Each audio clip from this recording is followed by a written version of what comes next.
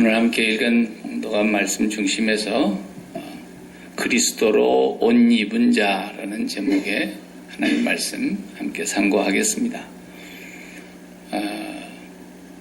사도행전 19장에 우리가 이제 이르렀는데 지난주에 다 다루지 못하고 18장 마지막 부분에서 이어지는 내용이 되겠습니다. 아볼로라고 하는 분이 등장하죠.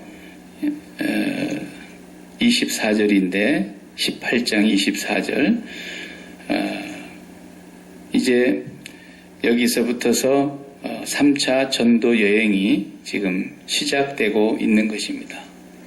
3차 전도 여행을 정확하게 사도행전에서 찾아내면은 22절에서 23절을 보시면 구분이 딱 됩니다.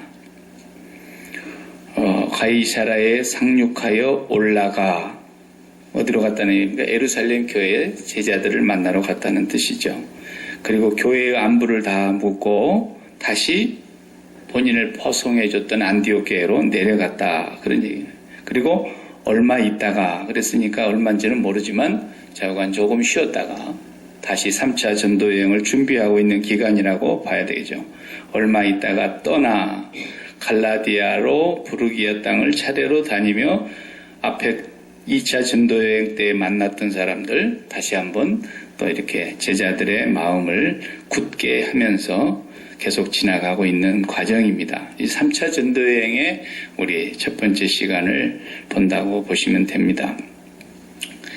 여기에서 알렉산드리아, 우리 이건희 선교사님 가 계시는 곳이 알렉산드리아에 똑같은 이집트라도 이집트는 크게 둘로 도시가 나누어지죠.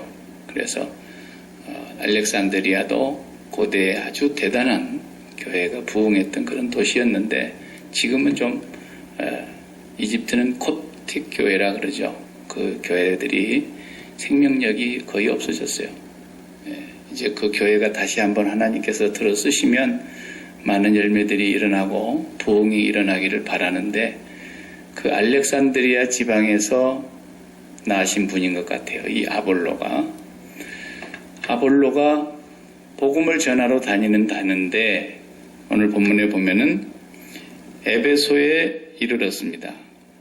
이 사람은 학문이 많다 그랬으니까 뭐 요즘식으로 하면 박사라고 해두십시다. 그리고 성경에 능한 자다.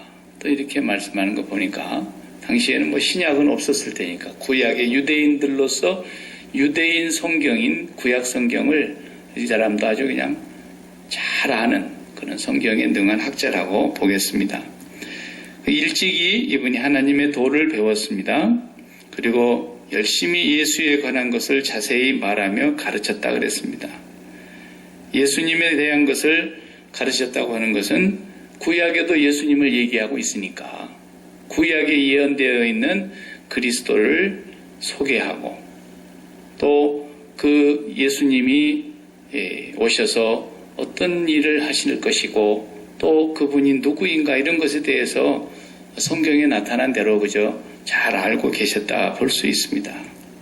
그런데 한 가지 조금 부족했던 것이 뭐냐면 요한의 세례만 알 따름이라 25절 마지막 부분에 그렇게 나와요. 이분이 요한의 세례만을 얘기를 계속 하니까 같이 그 설교를 듣고 있는 우리가 아는 그 브리스길라와 아굴라 부부가 바울에게서 세례를 받고 바울을 통해서 예수님을 만났던 사람입니다. 이 브리스길라와 아굴라 부부가 아볼로의 이 성경을 가르치면서 도를 전하는 걸 들어보니까 요한의 세례만 계속 얘기를 하는 거예요. 예수 이름으로 받는 세례는 얘기를 안 하고 그래서 이 브리스길라 아굴라 부부가 아볼로 이 사역자를 만나서 오늘 본문의 앞부분이 지금 하나님의 도를 더 자세히 풀어 이르더라 26절에 그렇게 나와 있어요. 그러니까 요한의 세례만으로는 부족하다라는 거예요. 요한의 세례가 필요 없다는 건 아니지만 요한의 세례를 가지고는 그게 복음이 완성이 안 되는 거예요. 요한의 세례에서 더 나가야 돼요. 예수 이름으로 세례를 받아야 된다는 거예요. 그 예수 이름으로 세례를 받는 것과 세례 요한이 와서 회개하라 하고 외쳤잖아요. 그러니까 막 모든 사람들이 메시아가 왔나 보다 하고 깜짝 놀래가지고 광야로 몰려가서 요단강에서 세례를 받는 일들이 막 벌어졌어요. 그때의 세례 요한의 그 세례에 대해서 아볼로 이 사역자는 상당히 좀 깊이 있게 조예 있게 가르쳤던가 봐요. 그래도 뭔가 부족해. 그래서 이 브리스길라 아굴라 부부가 잘 풀어서 가르쳤더니 27절 아볼로가 아가야로 건너가고 다시 저 고린도 지역으로 갔다 그 말이에요. 아가야 지역으로 건너가고자 하니 형제들이 저를 장려하여 하며 제자들에게 편지하여 영접하라 하였더니 이분이 이제 거기 가서 복음을 전하게 될 때에 그쪽의 형제들이 잘 영접하라고 편지를 한 것입니다. 그랬더니 27절에 저가 감에 은혜로 말미암아 믿는 자들에게 많은 유익을 줬다 그랬어요. 이는 성경으로서 예수는 그리스도라고 증거하여 공중 앞에서 유력하게 유대인의 말을 이기더라 그랬어요. 이분이 요한의 세례만 알고 있다가 나중에 브리스길라와 아굴라의 그 도를 전하는 복음을 다시 한번 더 깊이 있게 듣고 성령의 충만함을 입게 된 거죠. 그래서 예수의 세례를 이분이 이제 받았다고 하는 것을 말해주고 있는 겁니다. 예수의 세례를 받고 가서는 그 다음부터 고린도교에 가서 복음을 전하는데 유대인들도 꼼짝 못하도록 거기에서 예수가 그리스도 되심을 강력하게 선포하게 되는 그런 역사가 있었다는 겁니다. 그럼 이제 19장에 다시 또 아볼로가 그렇게 얘기가 또 나옵니다. 그 아볼로가 고린도 지역으로 이제 갔는데 가고 난 뒤에 바울이 또 그 아볼로가 있었던 에베소에 와보니까 아볼로가 떠난 뒤에 바울이 에베소에 와보니까 에베소 사람들 중에 또 어떤 제자들이 있는데 이 제자들은 아마 아볼로 사역자에게 배운 분들이 아니겠는가 그렇게 우리가 생각해 볼 수 있어요. 그래 아볼로 사역자에게 열심히 배웠는데 그 제자들이 예수님도 알고 요한도 알고 뭐 하는데 또 보니까 아까 말한 대로 요한의 세례만 받았다는 얘기를 한단 말이에요. 무슨 세례를 받았느냐? 그러니까 너희가 믿을 때 성령을 받았느냐? 그러니까 아니다. 우리는 성령이 있음도 듣지 못하였노라. 그럼 무슨 세례를 받았는데? 그러니까 요한의 세례를 받았다. 이렇게 해서 바울이 요한의 그 회개의 세례를 설명을 하고 그 다음 더 나아가서 예수 그리스도의 이름으로 받는 세례를 또 얘기하고 그리고 예수의 이름으로 그들에게 세례를 베풉니다. 그리고 그들에게 또 안수하고 기도를 합니다. 그랬더니 성령이 그들에게 임하여서 어떤 사람은 방언도 하고 어떤 사람은 예언도 하고 그러더라는 거예요. 근데 숫자가 보니까 한 12사람 제자 숫자가 그리 됐다는 얘기입니다. 이 본문을 우리가 딱 이 본문만 떼놓고 또 보기를 좋아하는 사람들은 너무 또 좁은 시각으로 물세례냐 성령세례냐 이런 얘기만을 또 하는 사람들이 더러 있어요. 그런 걸 좋아하니까. 그런데 본문이 뭘 말해주려고 하는 것인가를 연속성을 가지고 우리가 사도행전을 봐야 합니다. 성령의 역사라고 하는 것은 획일적이지 않다라는 거예요. 하나의 어떤 케이스 딱 공식처럼 성령의 역사가 일어나는 건 아니에요. 성경을 전반적으로 봐야 되죠. 공식적으로 성령의 역사가 일어나는 것은 딱 한 가지예요. 그리고 시대마다 사람마다 환경마다 여건에 따라서 하나님의 성령은 하나님이시기 때문에 당신의 뜻대로 각 사람에게 나타나시고 역사하시고 교회의 유익을 위하여 역사하시는 분이세요. 그러니까 우리가 앞에서부터 봐왔지만 어떤 사람은 물세례를 받았는데 아직 성령세례를 못 받은 사람도 있고 거꾸로 어떤 사람은 성령세례를 먼저 받았는데 이 성령세례를 받은 사람들에게 우리가 물세례 주는 걸 어떻게 금할 수 있겠느냐 그러면서 또 거꾸로 물세례식을 행하는 예도 성경에 나와 있지 않습니까? 그러니까 고넬료의 집에 가서는 말씀을 선포하고 그리스도를 전파하고 있는데 말씀을 듣는 자들에게 성령이 임하시는 거예요. 베드로가 보니까 이방인들도 성령이 오시는구나. 베드로가 거기서 절실히 깨달았지 않습니까? 이 성령을 우리와 똑같이 받는데 우리가 어떻게 물세례 주는 걸 금하겠느냐. 온 집식구에게 또 물세례를 주는 거예요. 그러니까 성령의 역사가 어떤 공식에 의해서 항상 동일하게 나타나는 건 아니지만 한 가지는 영원 불변한 게 있어요. 성령의 역사냐 아니냐. 성령으로 거듭나고 성령으로 세례를 받고 하는 과정에 있어서 반드시 거쳐야 하는 순서는 있습니다. 그게 뭐냐면 회개하고 예수 이름으로 세례를 받고 죄사함을 받는 것입니다. 이 과정은 예외가 없어요. 반드시 그 과정이 있고야 성령을 선물로 받게 되는 거예요. 성령의 세례라는 말이 다양한 환경 속에서 이렇게 표현하기도 하고 저렇게 표현하고, 서신서 같은 데를 가보면 이제 조용히 앉아서 쓴 서신서에는 이렇게 막 성령의 세례를 요란하게 쓰질 않고 아주 성령으로 말미암아 그들의 신앙의 그 삶이 무르익어가고 거룩한 성도로 변화해가며 어떤 성령의 충만한 모습으로서 열매를 맺기도 하는 그런 모습으로 성령의 역사를 얘기하는 서신도 있고, 사도행전 같은 경우는 지금 앉아서 쓰는 편지가 아닙니다. 사실 날마다 현장에 나가서 아주 생명력 있게 복음을 전하고 있는 현장을 기록해 놓은 내용이다 보니까 성령의 역사는 굉장히 뜨거워요. 그리고 예상치 않는 곳에서 막 성령의 역사가 일어나는 거예요. 왜? 사람에 의해서 주도적으로 가는 길이 아니고 성령에 이끌려서 지금 가고 있는 일이기 때문에 생각지도 예상치도 않는 일들도 당하고 생각지도 못했던 기적이 일어나고 성령의 역사가 놀랍게 일어나는 거예요. 막 성령이 물 붓듯이 기름 붓듯이 역사하고, 이제 앞에 뒤에 좀 더 나가보면은 그냥 바울 사도의 앞에 걸쳐있는 행주치마 같은 것만 그냥 걷어가지고 가서 이렇게 사람들 앞에 덮기만 하면 막 귀신도 쫓겨나가고 병자도 물러가고 다 나고 그러는 거예요. 성령의 역사가 잔잔할 수도 있고 강력할 수도 있고 뜨거울 수도 있고 아주 냉철할 수도 있고, 우리는 어떤 그 공식에다 집어넣으려고 그러면 참 곤란해요. 오늘 본문도 마찬가지예요. 오늘 본문에도 물세례냐 성령세례냐 이런 얘기가 지금 핵심은 아니에요. 물세례와 성령세례는 항상 동일한 선상에서 연속성이 있어요. 성경을 보면 예수님의 가르침이 가장 정확하지 않습니까? 사도 바울보다도. 예수님의 가르침에 보면 뭐라고 그러세요? 그 바리새인 중에 뛰어난 니고데모가 왔는데 말이죠. 밤중에 왔단 말이에요.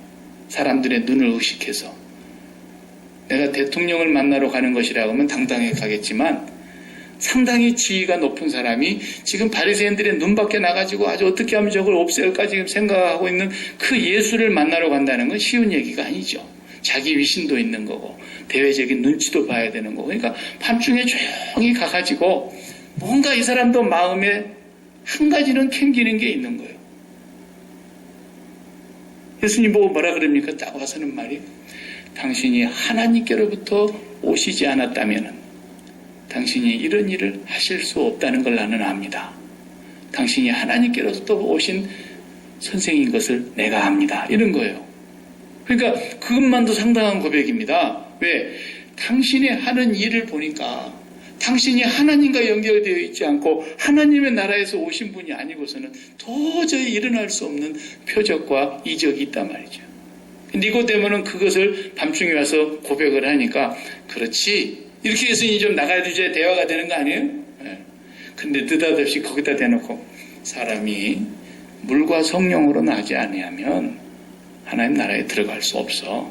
그냥 딱 단도직입적으로 니고데모를 칵 찔르는 거예요. 그 니고데모 깜짝 놀라가지고, 사람이 늙으면 어떻게 두 번 태어난답니까? 엄마의 태반에 다시 들어갔다가 또 나온다는 얘기입니까? 그러니까 엉터리 같은 얘기를 하지 않습니까? 물과 성령으로 거듭나지 않으면 하나님 나라 볼 수 없어. 그냥 강력하게 얘기를 해버리는 거예요, 예수님은. 그 높으신, 지체 높으신 양반이 왔다고 뭐 그렇게 체면 칠해가면서 위신 세워줘가면서 얘기 안 하는 거예요.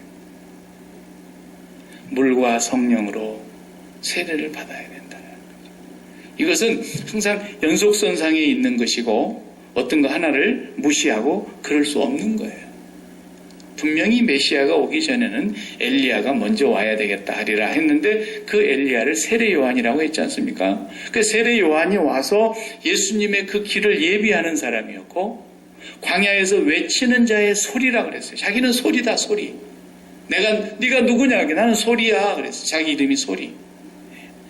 뭐라고? 주의 길을 곧게 하라고 광야에서 외치는 자의 소리. 예수님이 곧 오신다라는 거예요. 그 약속하신 분이 오시는데 회개하라. 그리고 외치는데 많은 사람이 가서 세례 요한에게 세례를 받는 거예요. 그러면서 회개하라 천국이 가까웠느니라. 회개하라 천국이 가까웠느니라. 너희가 혈통적으로 아브라함의 자손이라고 구원받을 줄 아느냐? 너희는 혈통적으로 구원 못 받아. 아브라함의 자손이라고 구원받을 거 꿈도 꾸지 말라는 거예요. 도끼는 이미 나무 뿌리에 놓여 있고 회개치 아니하면 다 찍어서 나무를 불사르는 것처럼 아브라함의 자손이라고 속으로 자부하고 있는 너희들 다 망할 줄 알아라는 거예요. 그러면서 세계의 세례를 선포합니다. 그때 나가서 다 세례를 받습니다. 이 사도 요한의 길이 필요한 거예요. 하나님의 뜻에 의해서 예수님보다 조금 먼저 나으셨고 먼저 나으셔서 광야에 나아가서 외치는 자의 소리가 되었던 거죠. 뭐라고 외칩니까? 주의 길을 곧게 하라는, 주의 길을 구부러지게 하지 말라는 거죠. 굽게 하지 말고 곧게 하라는 거예요. 다시 말하면 우리가 주님의 길을 곧게 따라가야 될 사람들이라는 거예요. 그렇게 따라가라고 광야에서 외치는 거예요. 나는 큰 소리로 외친다. 너희는 주의 길을 곧게 하며 따라가야 될 사람들인데 회개하라. 그러니까 지금 어떻게 산다는 거예요? 다 주님의 길과는 전혀 다른 길로 굽어져 산다는 거 아니겠어요? 굽은 길로 가고 있다는 거예요. 그래서 회개의 세례를 먼저 세례 요한이 선포를 한 것입니다. 그리고 나중에 이제 예수님이 딱 등장하시니까 예수님에게로 제자들을 보내지 않습니까? 안드레, 베드로 다 세례 요한의 제자들이었어요, 본래. 그 이제 예수님을 향해서 보라, 저분이 세상 죄를 지고 가는 하나님의 어린 양이다라고 소개를 하니까 제자들이 그를 따라갔단 거죠. 그리고 그 사람이 저 위에서 요단강가에서 제자들과 함께 막 세례를 많이 주고 있었답니다. 이런 얘기를 세례 요한한테 얘기하잖아요. 그러니까 요한의 제자들의 얘기를 듣고 요한이 뭐라 그럽니까? 이제 나는 쇠해야 되겠고 그분은 흥해야 될 뿐이다. 나는 물로 세례를 주지만 그분은 불과 성령으로 세례를 주실 것이다. 나는 그분의 신들매를 풀기도 감당치 못할 자다. 그러면서 세례 요한의 시대는 이제 막을 내리는 거예요. 예수님에게로 다 보내놓고. 이게 물과 성령의 세례라는 것이 이게 둘이 떼서 얘기할 부분은 아니에요. 항상 이게 연결되는 거예요. 세례 요한의 세례를 우리가 받을 필요는 없어요. 세례 요한의 세례를 우리가 다시 받는 건 아니지만 세례 요한의 세례의 그 의미가 우리에게 항상 살아있어야 돼요. 그래야 예수 그리스도의 이름으로 받는 세례를 향해서 우리가 늘 나아가게 되는 거고, 그래서 성령으로 날마다 우리가 인도함을 받아야 돼요. 한번 성령으로 충만했다고 해서 우리가 되는 것이 아니에요. 왜냐하면 우리는 땅에다 발을 붙이고 사는 육신이기 때문에 우리가 이 세상에 살고 있는 한 항상 주님의 길과는 다른 길을 가고자 하는 마음의 욕심과 우리의 욕망이 있단 말이에요. 우리의 정욕이 항상 도사리고 있다는 걸 알아야 된단 말이에요. 그래서 세례 요한의 물 세례를 예를 들면 비유를 한다면 뭘로 비유할 수 있느냐면, 지금 너희가 가고 있는 이 길이, 너희가 지금 이 세상에다 발을 붙이고 살고 있는 상태에서 이 세상의 마음을 마치 우리가 음료수 빨아먹을 때 병에다 꼽아놓거나 이렇게 쭉 스트롱으로 빨대로 빨아먹는 것처럼 우리 마음이라고 하는 것이 빨대를 딱 꽂아놓고 뭘 빨아먹고 사는데, 세상에다가 꽂아놓고 빨아먹는다는 거야.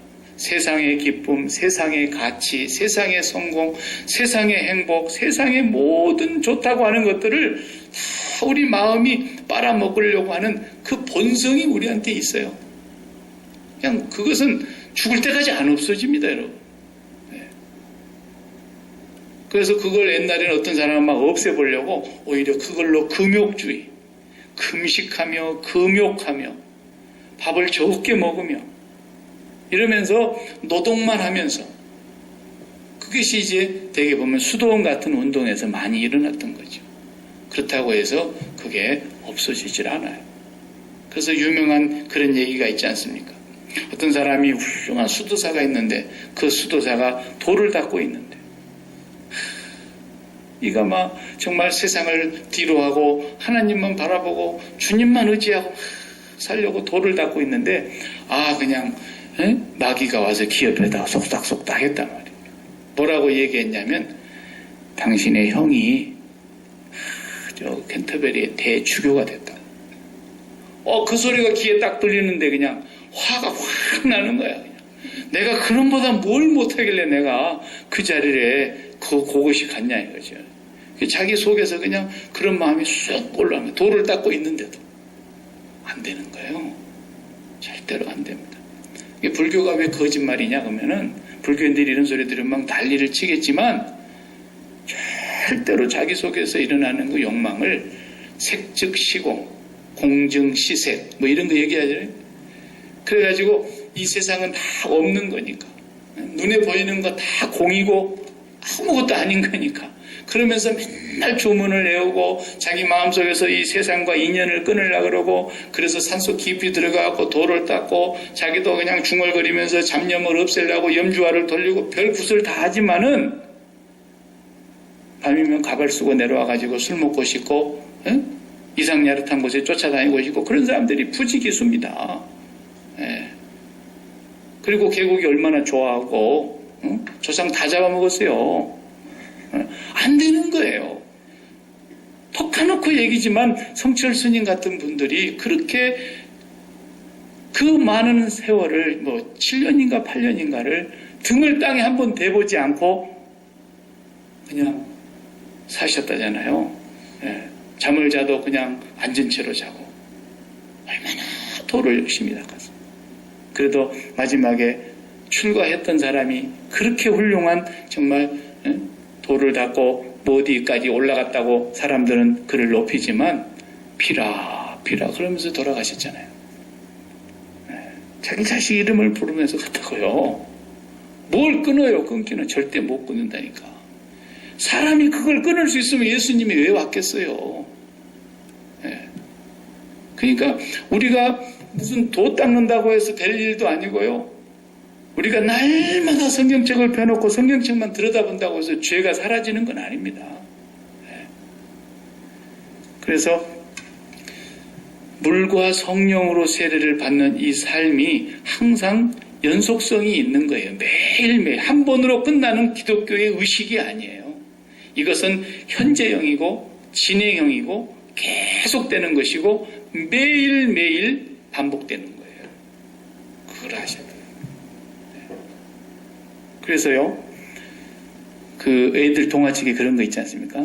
애들 동화책에 그 여우는 무엇으로 자기 새끼들을 뭐 키우나 뭐 이런 그 동화, 애들 동화책에 보면은 어렸을 적에 그 본 기억이 보면은 그 여우가 남편을 잃고 새끼 3마리를 키우는데 이놈 사냥개가 그냥 날마다 잡으러 오는 거예요.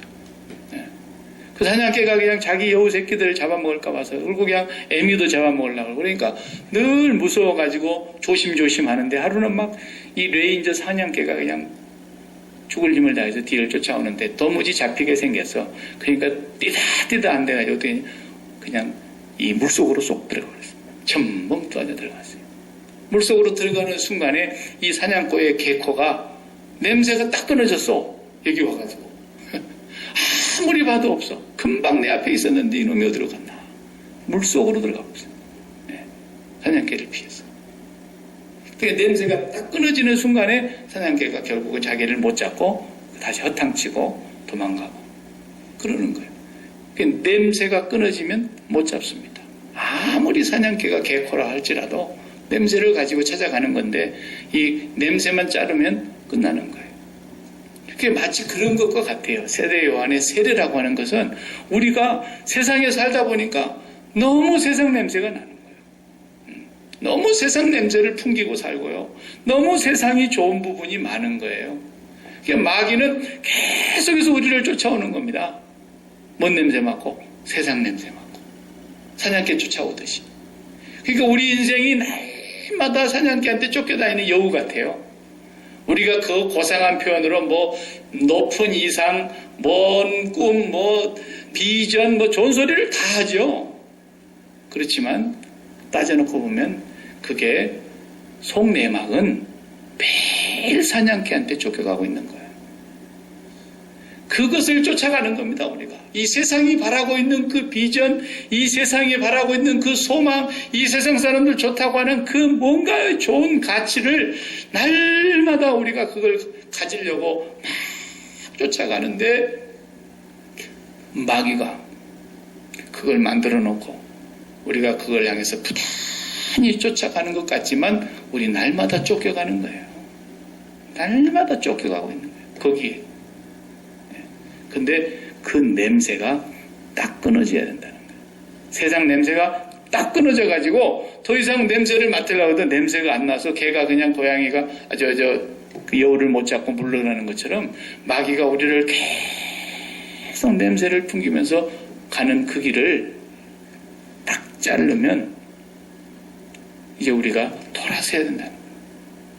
너희가 지금까지 세상에다 빨대를 꼽아놓고 거기에서 아브라함의 자손이라고 구원받을 거라고 생각했다면 큰 오산이다. 이제 그분이 오신다. 그분이 천국으로부터 오시는 분이다. 그분이 천국을 가지고 오신다. 회개하라. 그 천국에 너희들의 마음에 빨대를 꽂아야 된다. 천국으로 마음을 돌리라는 것을 지금 세례 요한이 계속 설교하고 있었던 거예요. 너무나 강력하게 그가 외치고 광야에서 그냥 약대 털옷을 입고 막 외치고 있으니까 이 세례 요한의 말을 듣고 메시아가 왔나 그러고 다 몰려가서 바리새인들, 제사장들, 막 서기관들이 물어보는 거 아니에요. 네가 그 사람이냐? 오리라고 한 그 사람이냐? 그러니까 아니다. 나는 광야에서 외치라고 보낸 소리다. 그러면서 세례 요한이 사람들에게 예수 그리스도를 소개하고 있는 거예요. 그러니까 우리의 삶이 이제 오늘 본문에 보니까 그 아볼로 목사님은 그것까지만 부지런히 얘기를 하고 세례 요한의 세례를 받는 것을 그렇게 강조를 했는데 예수 이름으로 세례 받는 것에 대해서 전혀 얘기를 안 한 거예요. 그러니까 세례 요한도요 예수 그리스도의 십자가를 정확하게 보지를 못했지 않습니까? 먼저 죽었고 예수 그리스도에 대해서 잠시 오해했고 세례 요한도 십자가의 죽음에 대한 것을 정확하게 이해하지 못했어요. 예수님께서 십자가의 그 길을 가시는데 우리가 이 세상에다가 빨대를 꽂고 모든 사람이 살아가고 있는 우리가 이제 예수님이 천국이 오신단 말이에요. 회개하라 천국이 가까웠느니라. 손이 뻗으면 그냥 닿을 정도로 가까이 천국이 우리에게 왔는데 그 예수 그리스도로 향해서 우리의 마음을 돌이키는 거 아닙니까? 돌이키는 회개가 이루어져야 되고 그래서 주의 길을 곧게 하라. 구부러지게 하지 말고 곧게 하라. 그러니까 주님이 우리를 만나서 주님이 우리를 데리고 가신다는 거예요. 천국으로. 그럼 우리가 주님을 따라가야 되는 거예요. 우리는. 그것이 주의 길을 곧게 따라가는 것인데 주님이 오셨는데 우리가 길을 딱 만들어 놓고 그 뭐 고상한 비전이니 뭐니 다 만들어 가지고 우리의 길을 우리가 만들어 놓고 주님을 다 따라오시오. 이거 해주시오. 저거 해주시오. 우리가 주님의 길을 굽어지게 하고 있는 거예요. 그러니까 주의 길을 곧게 하라 그 말은 주님이 이제 오신다. 그분을 맞이하기 위해서 그분에게로 돌이키고 그분에게로 너희들의 마음에 빨대를 꽂고 그분이 가는 길을 너희가 따라가야 된다라는 거예요. 그분이 어디로 가는가 가만히 보니까 십자가로 딱 가시는 거예요. 십자가로.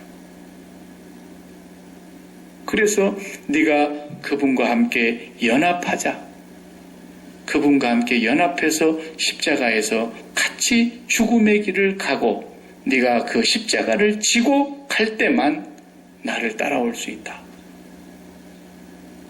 그 말을 오늘 제가 제목을 그리스도로 옷 입은 자라 그랬는데 그 말을 갈라디아서에서 사도 바울은 그렇게 표현을 했어요. 무릇 예수 그리스도 예수로 말미암아 세례를 받은 자는 갈라디아서 3장 26절에 그러죠. 무릇 그리스도 예수로 말미암아 세례를 받은 자는 그리스도로 옷 입었느니라. 이렇게 말표현하고 있어요. 그리스도로 옷을 입었다는 뜻이거든요. 그러면 옛날에는 우리 교복에 이름표 붙이고 다녔죠. 이름표 요즘 사복을 다 많이 입습니다만 옛날 우리 학교 다닐 때 여기다 이름표 딱 붙여갖고 다니면 그 이름표가 나를 대표하는 거예요. 그 옷이 아무 옷이나 입는 것이 아니죠. 이름표 보고 옷을 입는 거예요. 우리가 이름표를 딱 달고 학교를 들어가면서 이 학교 학생인 것이 분명히 딱 표가 나는 거죠. 그러니까 천국에 들어가는 걸 가령 옷을 입고 이름표를 달았다 그러면 이 이름표가 뭐냐면 예수 이름이 여기가 붙어 있는 거란 말이에요. 예수 이름. 예수 이름이 붙어 있는 그 옷을 내가 입고 가는 거예요. 그렇기 때문에 내가 들어가는 거예요. 예수 그리스도로 옷 입었느니라. 예수 그리스도의 의의 옷을 입고 세마포 옷을 입고 우리가 들어가는 겁니다. 그러면 예수님의 옷을 우리가 입으려고 그러니까 남의 옷 아닙니까? 남의 옷. 내 옷이 아니에요. 예수님 옷이라고. 예수님이란 이름이 붙어있는 옷을 입으려고 그러니까 내 몸에 안 맞아요, 이게. 남의 옷을 입어보니까 어딘가 안 맞아, 불편하고.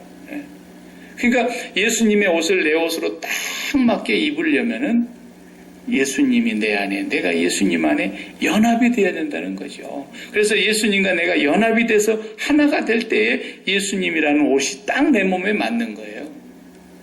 그 표현을 예수 이름으로 세례를 받았다라는 말로 한 것이고, 그것을 역사적 사실로 표현하면 예수 그리스도의 세례, 십자가의 세례를 말하는 거 아닙니까?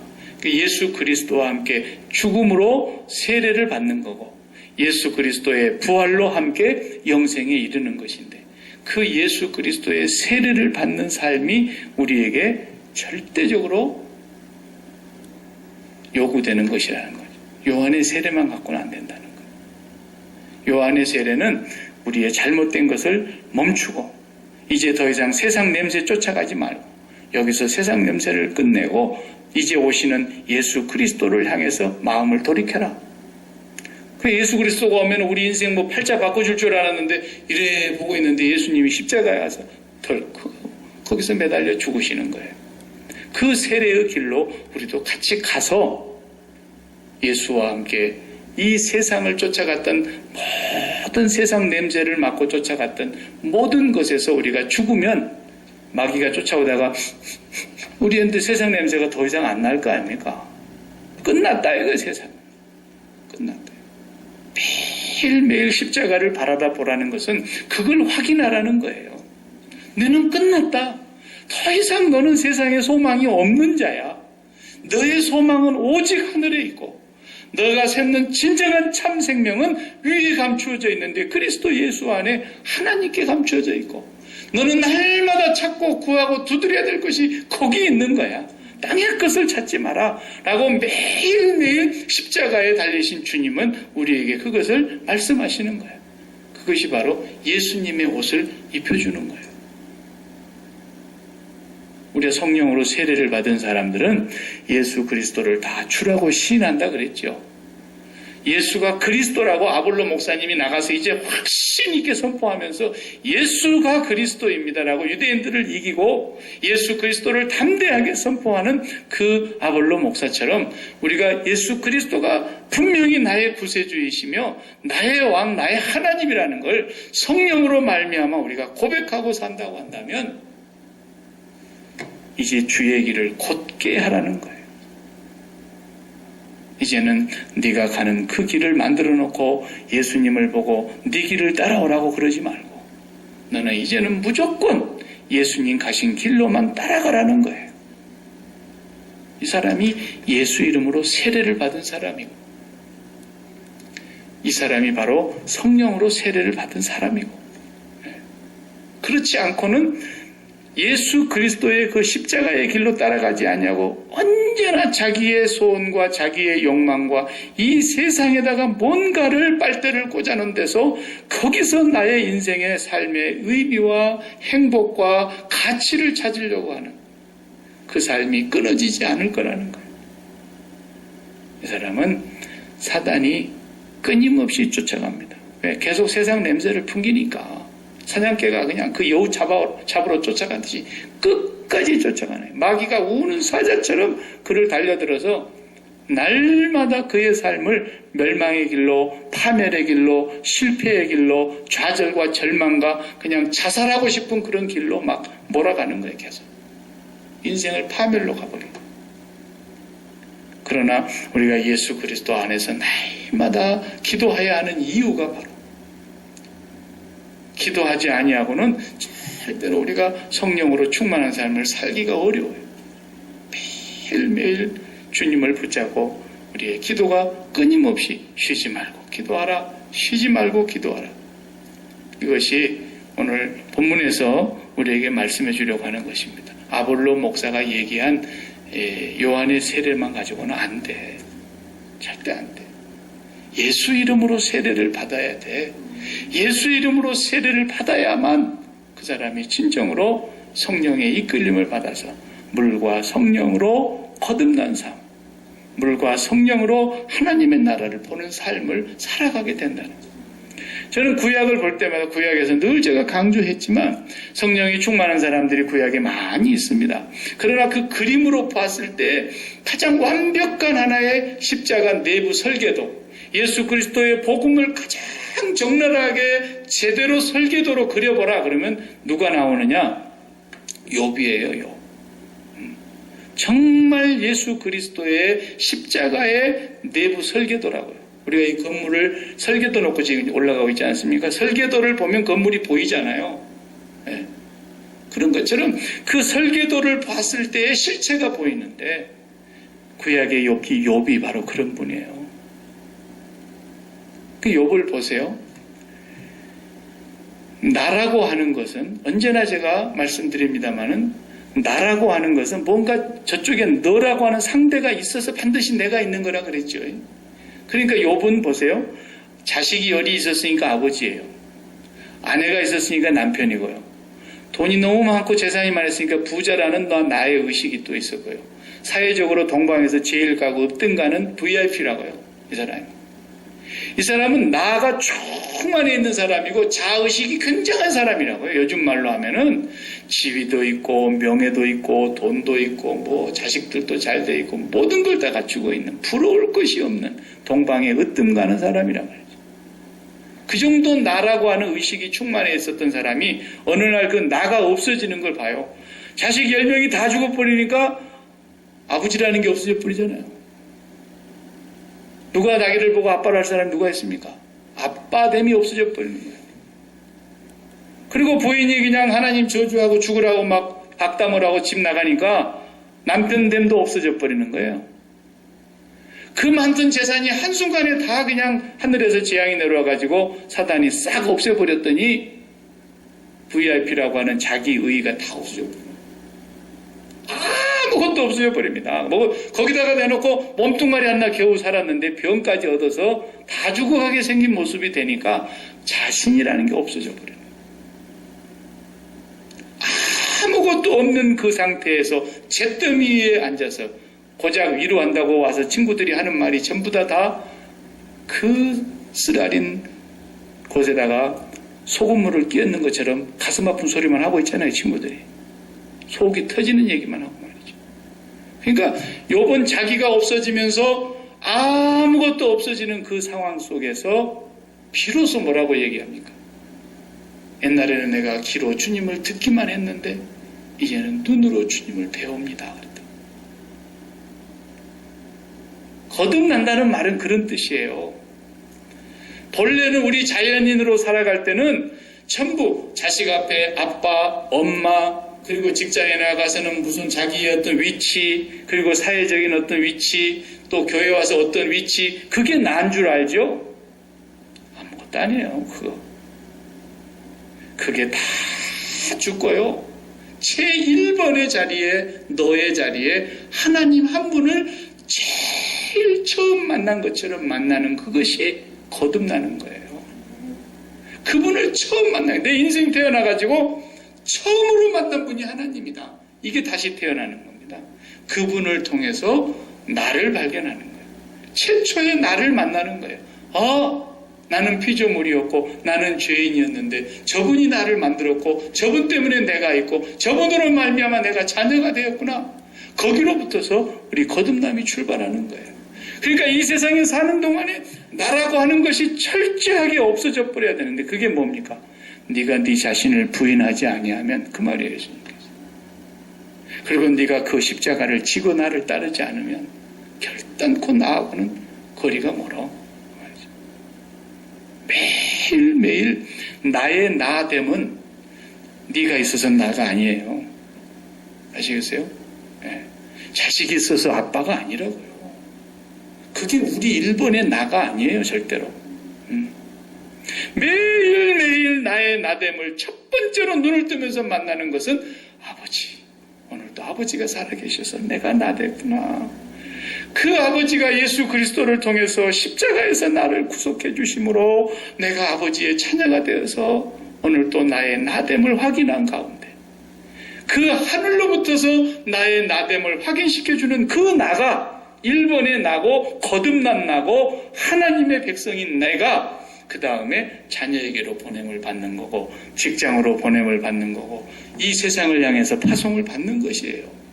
그래서 저 자녀에게는 내가 어떻게 해야 하나님이 보내신 그 아빠라고 하는 사명을 바르게 감당할 수 있을까? 내가 이 직장이라고 하는 곳에 하나님이 보내시는데 이곳에서 내가 하나님의 나가 되어서 어떤 삶을 사는 것이 저분이 기뻐하실까? 이게 천국 백성들의 사고방식이고 삶의 스타일인 거예요. 그 외에 나의 나됨은 사실은 다 없는 겁니다. 세월 지나보면 다 드러나지 않습니까? 그래서 점점 나가 없어져가지고 마지막 독창하는 새 혼자 남아있는데 뭐예요? 없어요. 나는 결국은 하나님 때문에 나를 발견하는 거예요. 그것만 영원한 나입니다. 매일매일 여러분 아침에 눈 뜨시면서 여러분 마음속에 자식이 먼저 번쩍 생각나면 무릎을 꿇고 회개하셔야 돼요. 아침에 일어나는데 번쩍 그냥 내 사업장이 제일 먼저 눈에 띄면 그것도 회개해야 되는 거예요. 아침에 눈 뜨자마자 오늘 또 나의 나됨은 아버지가 계시기 때문에 제가 있습니다. 나머지는 다 없어질 것들이기 때문에 그거 없어지면 나도 없어지는 것이고 욥처럼 다 없어질 것이지만 아버지가 영원히 계시니까 나도 영원히 있습니다. 아버지가 영원한 당신이며 나는 아버지로 인해서 영원한 내가 됐습니다. 그리고 다 나의 나됨을 확인하고서 아버지가 보내는 일터로 쫙 가는 거예요. 그리고 자식들을 쫙 만나는 거예요. 그렇게 살아야 우리 하나님의 백성인 거죠. 매일매일 여러분 그것이 성령으로 살아가는 사람의 라이프 스타일이라는 거예요. 물과 성령으로 거듭난 삶. 물 세례에서 더 나아가 예수 이름의 세례를 받고 성령으로 인도함을 받는 삶. 이걸 지금 우리에게 보여주고 있는 사건이에요. 그 사건이 이제 다음 사건을 이어가지고 나오게 되는데 다음 시간에 또 보도록 하겠습니다. 기도하시겠습니다.